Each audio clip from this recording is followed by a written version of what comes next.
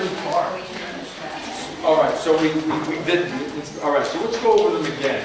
Inspiration, expiration, and expiration under stress. Inspiration under stress. So inspiration, we said, is going to be an active process no matter what. Why? What? Well, what are the muscles? What two muscles are involved? External intercostals and the diaphragm. She's going like this. She's doing.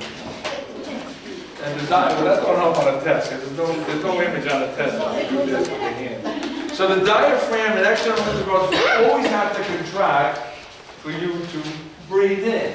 Even sitting here right now, breathing nothing. Nothing at all, just sitting there, breathing, but other than that, doing nothing. You're still going to burn ATP, okay? And why do we have to do that? Why do we need muscle contraction? What is that doing to Boyle's law? What is Boyle's law? Pressure. Pressure and volume are inversely proportional to one another. Thank you. Pressure and what? Volume. That's all you need.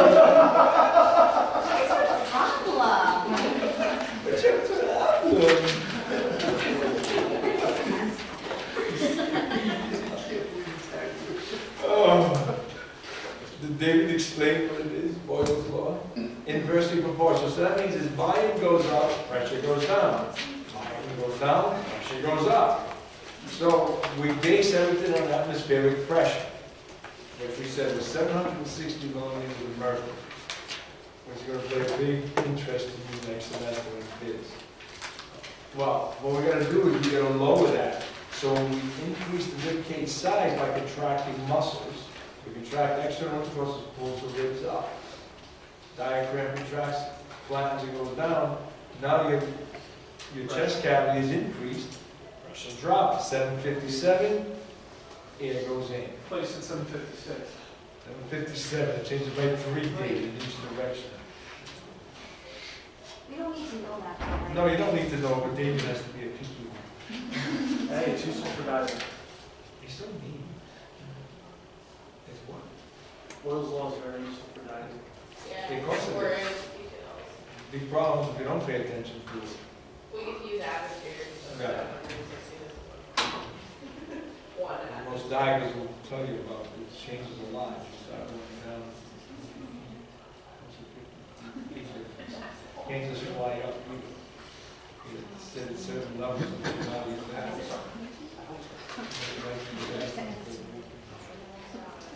Like to dive. It's not good. So now we're going to talk about expiration. Well, sitting here right now, you're not burning any energy. You might have burned a little bit during the quiz. I don't know if you're getting excited because you didn't know an answer. But in general, you don't burn any energy to exhale out. Muscles just relax. Rib cage goes back to size. Pressure builds up in here. Greater than atmosphere. Air comes out. Then we mentioned expiration under stress or exercise. Now you want to push the air out quicker to push carbon dioxide out of you at a faster rate.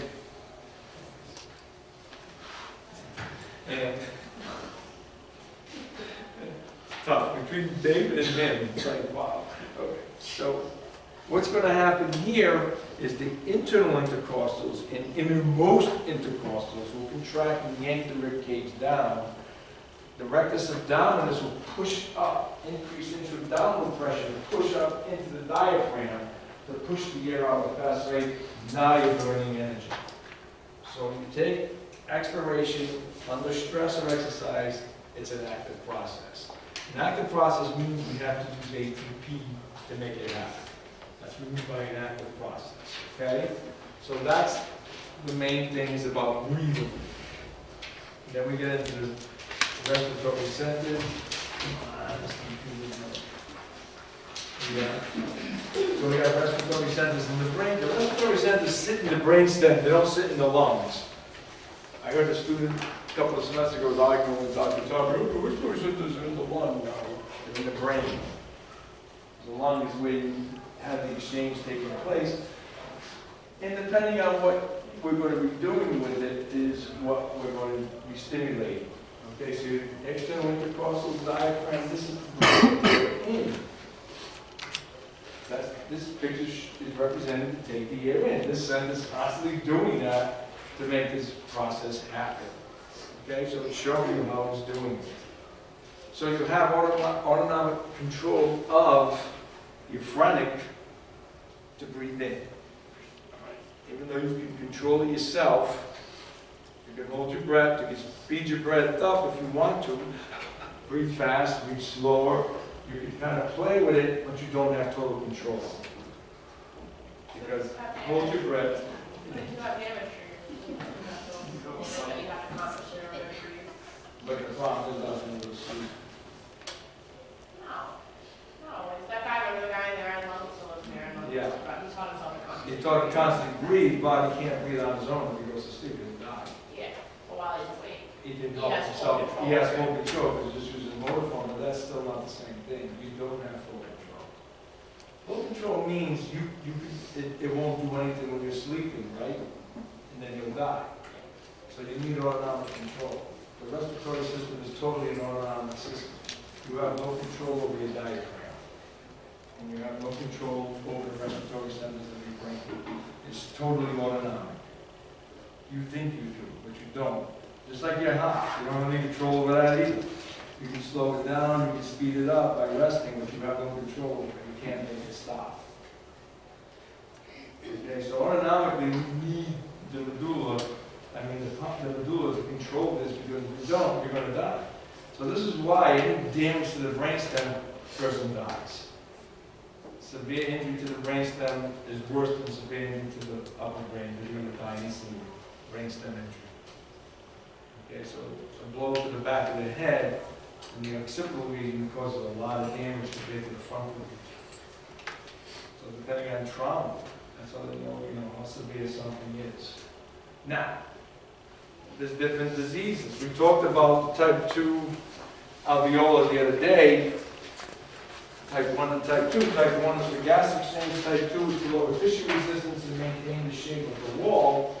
And that allowed the alveolus to keep its shape because of a product called surfactant with lower tissue resistance.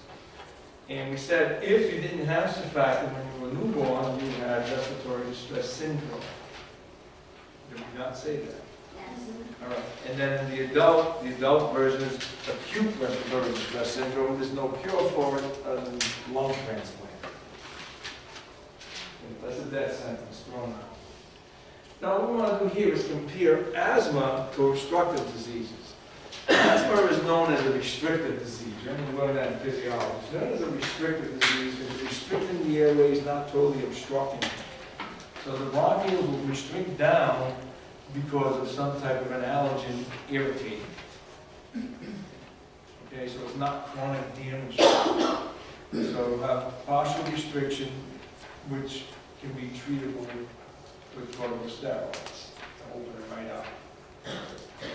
So it's almost like anaphylaxis in the lungs, which happens. Can a real severe asthma attack take someone? Yeah, it can.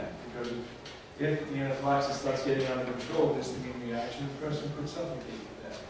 So you cannot say you couldn't die from an asthma attack. You can. If the allergen's not taken away from you and it's just getting worse and worse and you have nothing to counteract it, the histamine reaction is going to overtake and you're going to go. They'll fix you, exactly. So you can die from asthma, even though they say you can't, you can. But the biggest complaint the person will say is, I feel like I can't get the air out of me. So they have a hard time exhaling it out because you get so much restriction of the airway. But asthma is an allergic restrictive disease, which is reversible through medication and controlling the allergen. Keep it away from the person does better. Make the tissue more resistant. Through natural methods you can make the tissue more resistant against the allergen. It does help. And maybe your allergy, the allergy shot introduce a little bit of the allergen to you at a time, the body will build immunity against it. They're doing that now with people with peanut allergies. You're introducing it back in them. Over time, their body can be resistant, but the thing is, they have to eat something peanut-based every day, or this out in Europe, a lot of study done in this, and that's over here. But they're slowly introducing a little bit to you, that the body doesn't react right away to it, and it's slowly building it up, and your body builds an immunity to the allergen.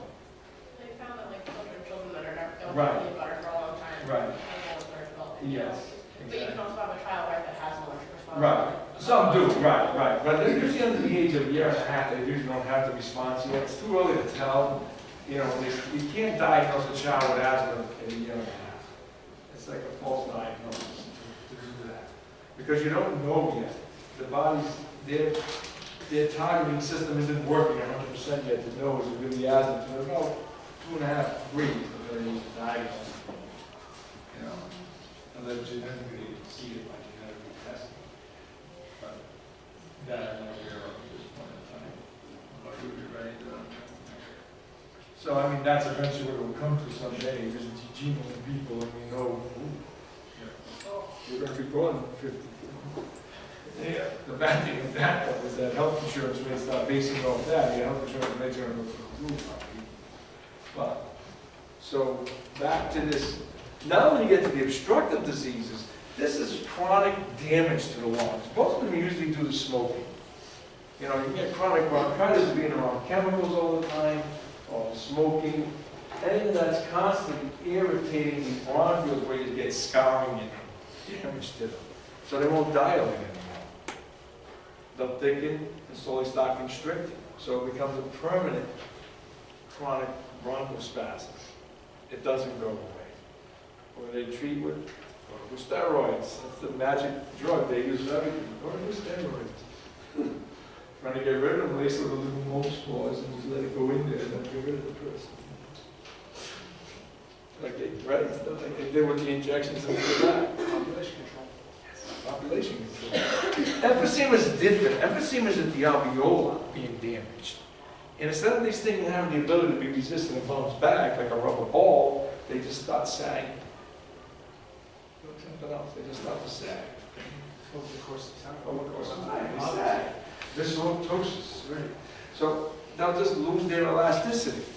So you lose the elasticity of the lung is primarily what happens to someone with emphysema. And smoking is a chronic irritant that can create this damage to the lung.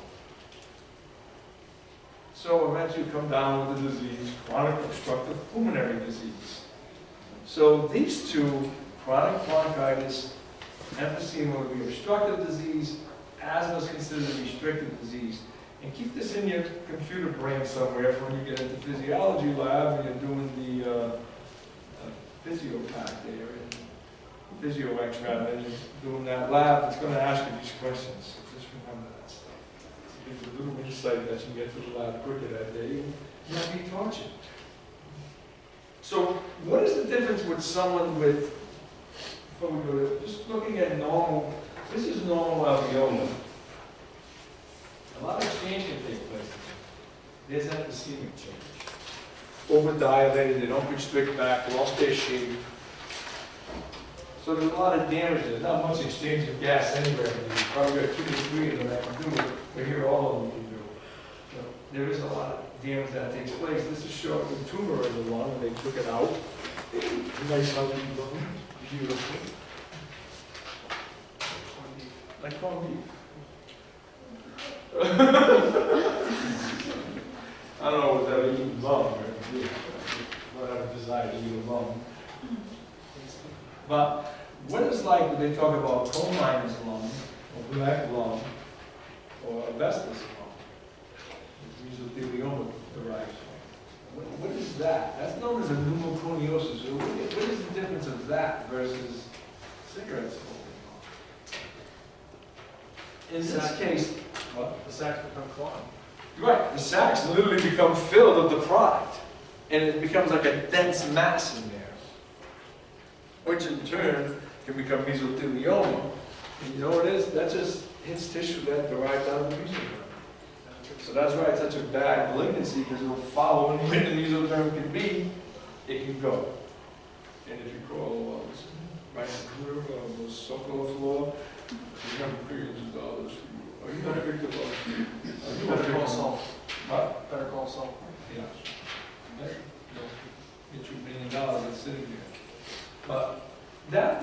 different. And even a disease that can cause the same thing now, with disease with the glutaraldehydes, with people who work in the film industry constantly embalming and breathing this stuff in. Yes, it's a chemical type of pneumoconiosis, but the chemical itself is getting into destroying lung tissue. So whenever you're around anything caustic or toxic or sawdust, woodworking your whole life, not inhaling that dust, of course you are. Crop duster, you know, any of this stuff can cause these diseases. Corn. Yeah. Nail So you- technicians probably had problems. what? That's why the nail techs. Yeah, that's why they wear the mask. So you need to put a mask, you need to filter this air before you breathe it in. Okay, so it can cause any of these diseases. He's not ever regenerated or healed. No, they won't. Not if it goes to a point of, once it gets beyond the pre-dilation size, no. Like if they say on an x-ray you have pre-dilated alveoli, they won't go back. Once it loses its elasticity, it doesn't regenerate back. That's not what they're talking about, lung regeneration. We're talking about epithelial tissue. Helps them like maintain their shape and size. Right, but once you wipe off surfactant, it doesn't regenerate itself. We can't create that sometimes. It won't work. They've tried. They tried, but it doesn't work. And then what happens? You get a lot of callus formation there, with chronic irritation. What's that? That's scar tissue. So scar tissue, once it's there, it's there. You know, it's like if you inhale something into your lung, you can grow it. It can literally grow in there because it's a perfect environment, moist.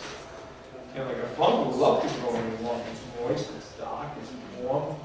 Like I removed the petri dish from my grandmother's lung with his brother. Right, it'll sprout, it literally will grow, you're right. And there was a study where someone swallowed just some thing got into their lung, and it started growing, that they had to go in and remove it. Yeah, she was coughing. My Yeah. mom was like joking for a long time that you could hear it, and then lo and behold, It was actually happening, yeah.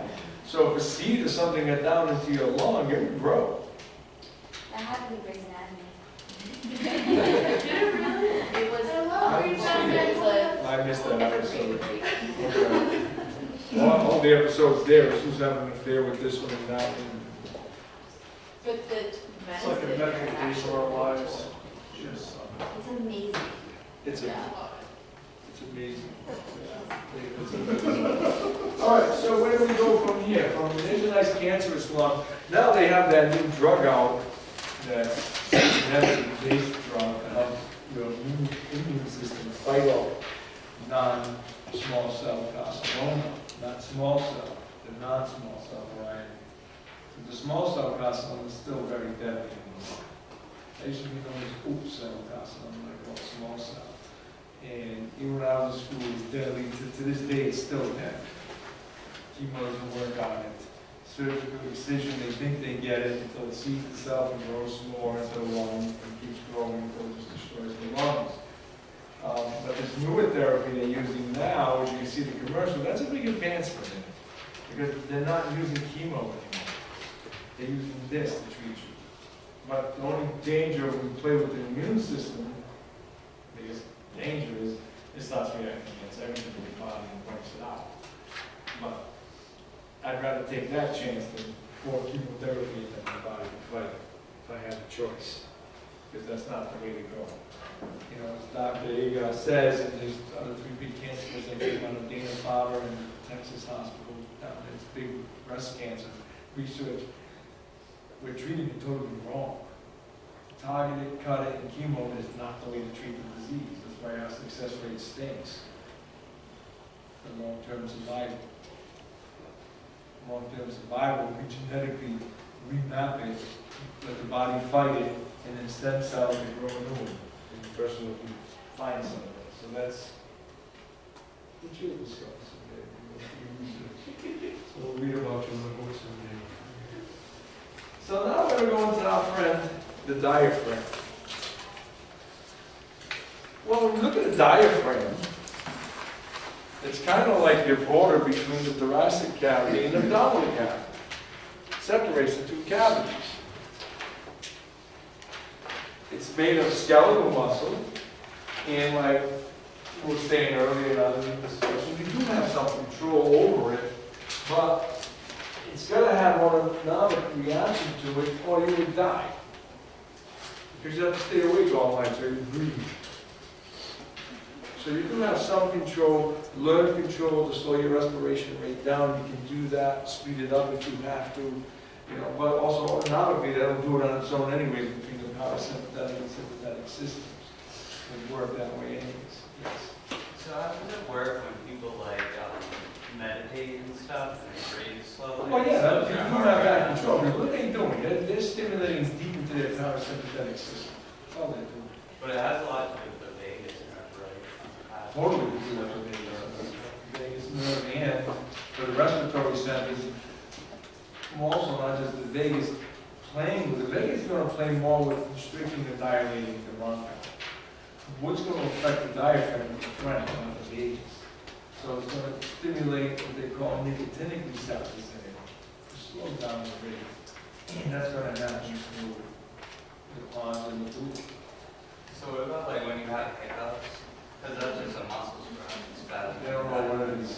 Another one, they don't know what it is. So I just hold Hiccups come from, well, you know, there were some cases with hiccups, you would manipulate the atlas and you get rid of them in person. Because why? Because I'm smashing right against the vagus nerve when you do that manipulation. That's what you want to achieve. You want to whack that vagus nerve and shut it down, hiccups go away on the patient. I mean, I've seen that on cases, you know. So it's something to do with the respiratory centers, controlling smooth muscle down to the diaphragm. That's all they know, but they don't understand why it happens. They just don't understand it. To this day, they still don't understand why. You know, is it a gas bubble pushing against it causing a stimulus? They don't know. They really don't know. It's a good question, but I can't answer 100% for you. Everything's hit or miss. Hold your breath. Scare the crap out of someone. Drink down half a gallon of water straight and holding your breath. It stops it. Some people manipulate the neck, stops it. Just press here on the vagus, stops it. You know? So who knows? You don't know. Yeah, you need medical marijuana for that. But that does happen. Why is that doing? That's relaxing all your senses. For chronic hiccups? Good? Medical marijuana does a lot of good. Hope students that they don't stress out to take tests. Should blow it in the room while you're right on the lecture. But, so back into our diaphragm, we said, well, the main control of your diaphragm is phrenic nerve. What are the roots of the phrenic nerve? C3, 4, 5. How you never forget that? The C3, 4, 5 is going to keep your diaphragm alive. And you got a right and left phrenic. Remember that? Yes, we do, Professor. We remember that from Rob last week. You went there. No, you were there. I'm making a face like so,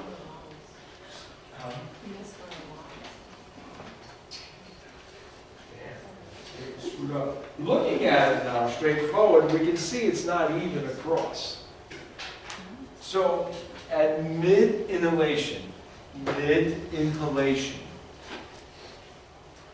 the left hemidiaphragm is at the inferior aspect of rib 5, and the right is at the superior aspect of rib 5. Left inferior aspect, right superior aspect at mid-inhalation. So as you're mid-taking your breath and the diaphragm is slowly going down, it doesn't go down evenly because the heart's in the way. The heart's pushing the other side down quicker.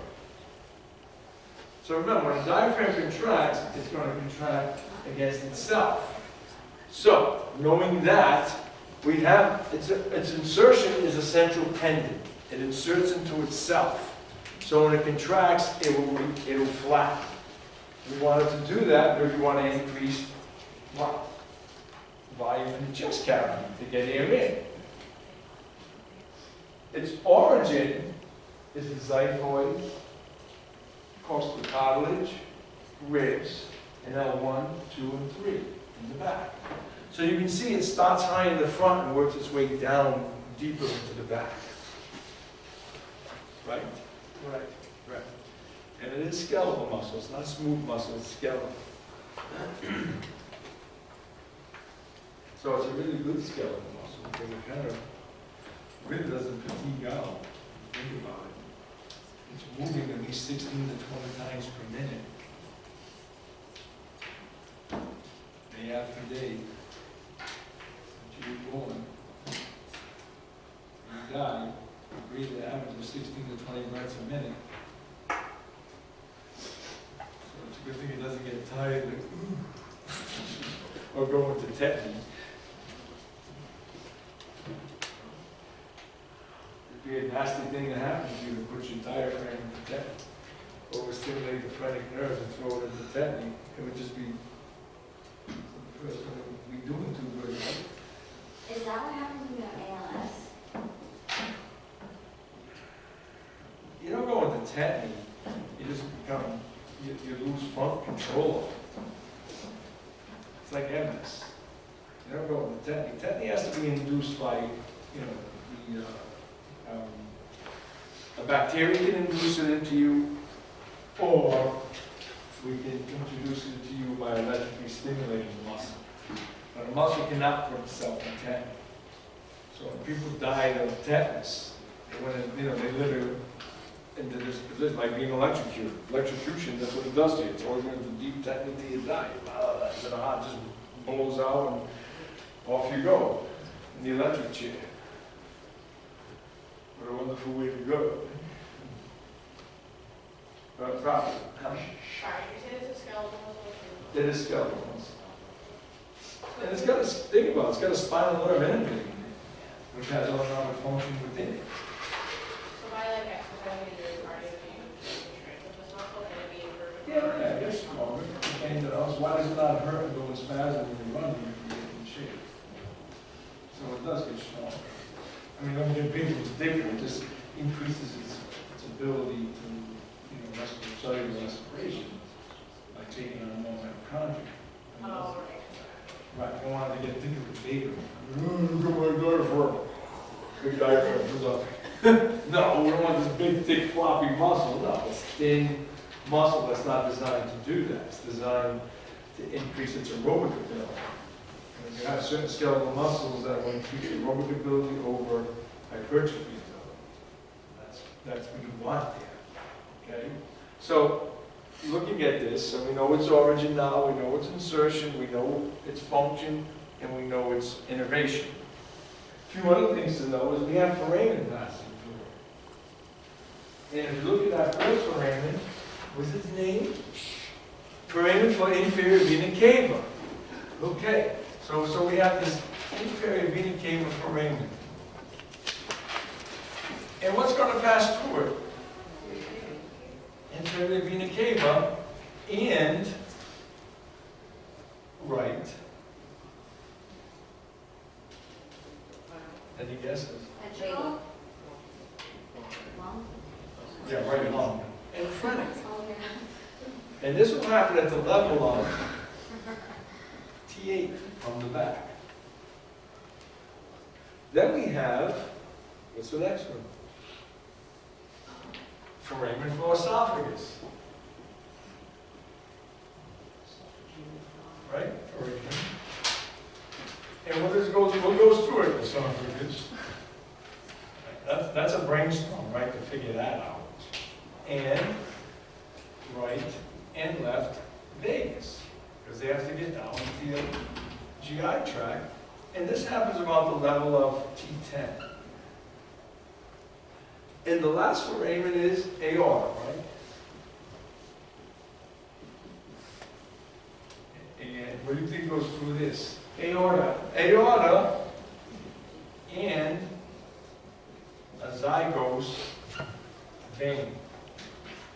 And this happens at the level of T12. So you'll get asked stuff like that. The level does this pass through? What goes through it? Jesus. What many damn questions on a damn diaphragm? Not really doing that. About a good 6 questions on the diaphragm. Really? Sometimes? Come on, it's just a challenge. Maybe just watch my cousin do. What happens, so what do they mean by hiatal hernia in the diaphragm? Say that one more time. Hiatal hernia. What do they mean by it? What is it?